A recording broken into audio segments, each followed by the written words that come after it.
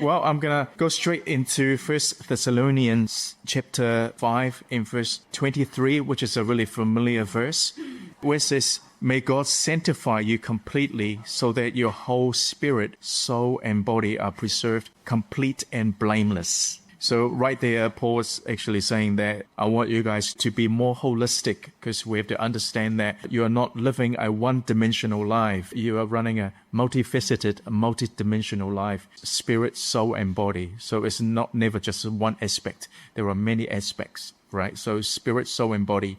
And where 3 John chapter 1 in verse 2, where John actually says that, "I pray that you may prosper in all things and be in health, just as your soul prospers." The word prosper has been done really badly by the Americans back in the 80s. It's all about having money. But in ancient Jewish understanding, the word prosper simply means being holistic, flourishing, doing well. It refers to something internal. So basically, the New Testament was saying that, hey, look, I wish you guys to be doing well holistically, same as your spirit, which is your spiritual life, your church life, right? Your relationship with God spiritually. I hope you'll prosper, be holistic, be healthy, but also in your soul. What does that mean in your soul? In a counseling term, soul is simply psyche. Obviously, you heard of the word psychology. And what does that mean, the word psychology? It just simply means the study of the soul. Theology, what does that mean, theology? The study of God, basically a study of. So psyche simply means the study of the soul. So why do we need to study? Because I think a lot of us, we understand how things work and, get things done, but we actually don't understand how things work on the inside. Like early this morning, I remember there's a Chinese word in Cantonese, it's called "samfan," trouble in the heart, if I pronounce that wrong. So I think some of the Cantonese aunties, they used to say, "哎呀, 好煩啊." Right, is that right? Yeah, the trouble in the heart. Thank you for your translation. What does that mean? That means like it's not something to do with what's external. It's something on the inside that you can't resolve. Something internally that is chaotic. There's no peace in the mind and in the heart. And you know what? I have to say that for us Asians, we would just tank it. Just bury it, suppress it, and soldier on. Get that thing done. Okay, well, I have to say that there is merit to it, because say, before you lead worship, you're not going to say, I have to see a counselor. That's like, when do you start? 10 o'clock. 10 o'clock, the worship service starts, or maybe you are the preacher. Okay, you're just about to preach, and you can't just say, oh, no, I need to talk to someone. Well, you can only for so much, because the expectations, there are things to be done. Okay, fair enough. Given in that context, you soldier on, you tank it.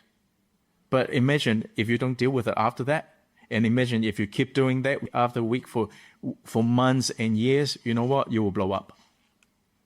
It's not going to work. I'm sure that Apostle Paul and Apostle John, they actually knew that really well. That's why he said, I wish you're so healthy, guys, to be healthy internally. Amen?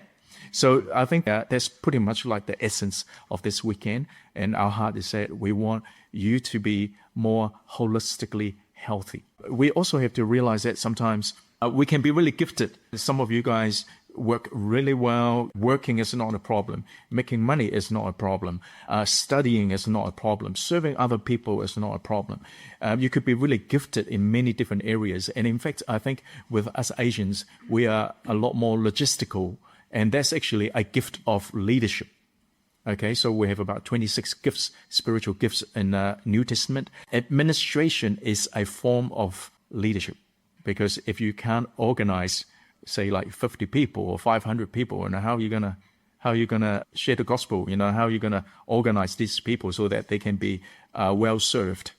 Make sense? So all of us I just really felt like you guys are smart people, highly intelligent, and are highly capable. I wouldn't assume that we don't struggle emotionally or relationally, or even personally or interpersonally. While you might be really good in one area, but maybe there are other areas that you need help or you need to grow.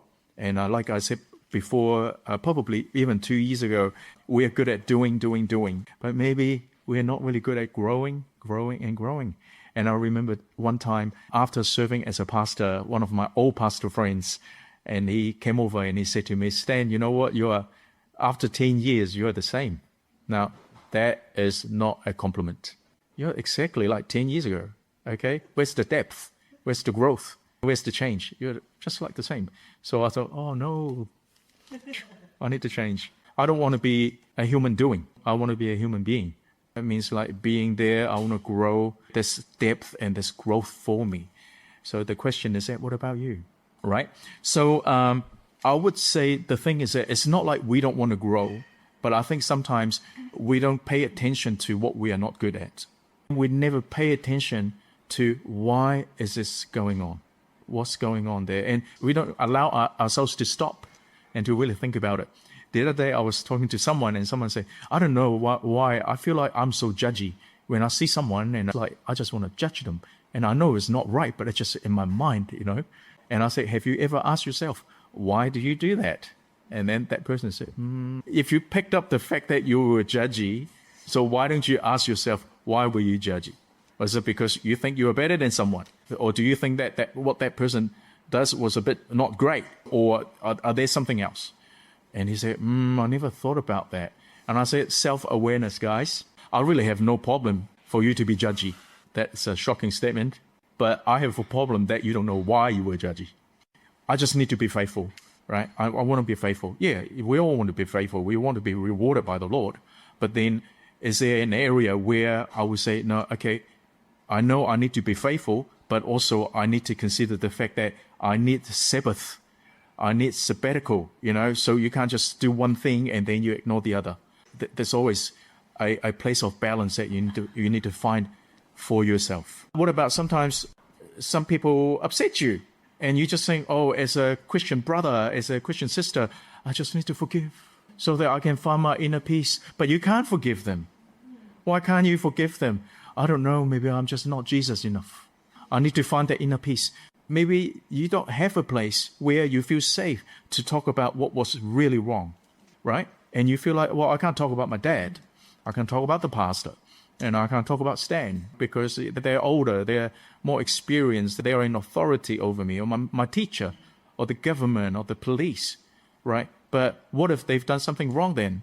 Now, I'm not saying that you're judging them, so this is the roadblock where usually Helen and I would actually help people to understand is that when you are talking about the situation with a person, that person is attached, but you are not judging that person.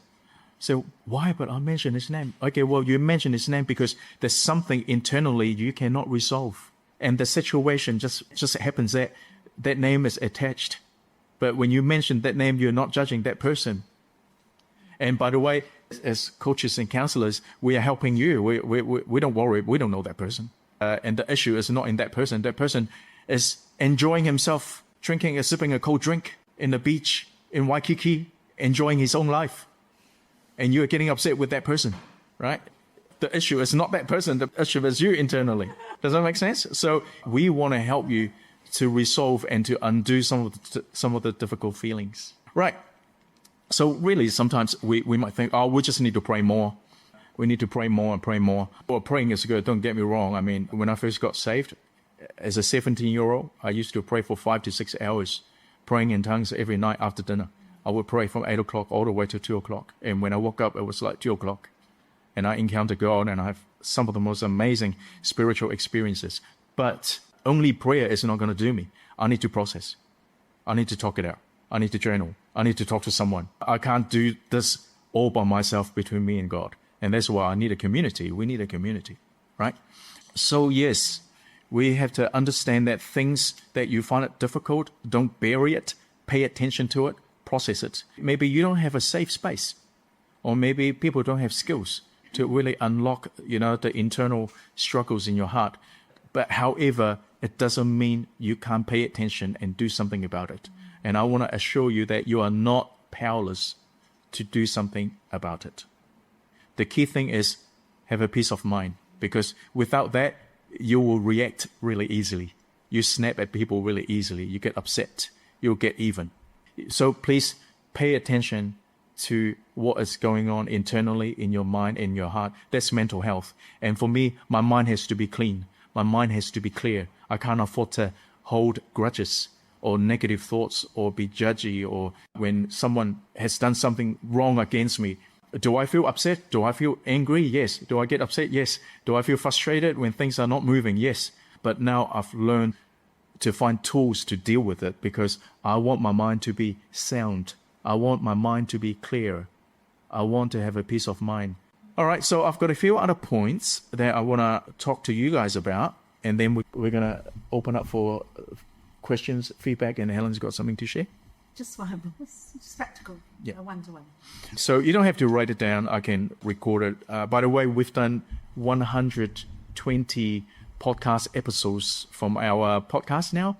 So it's been 2 to 3 years. So we've got all sorts of different topics. So it's on our socials and you can actually check it out. Find a topic that you enjoy and, while you're cooking, have a listen to it.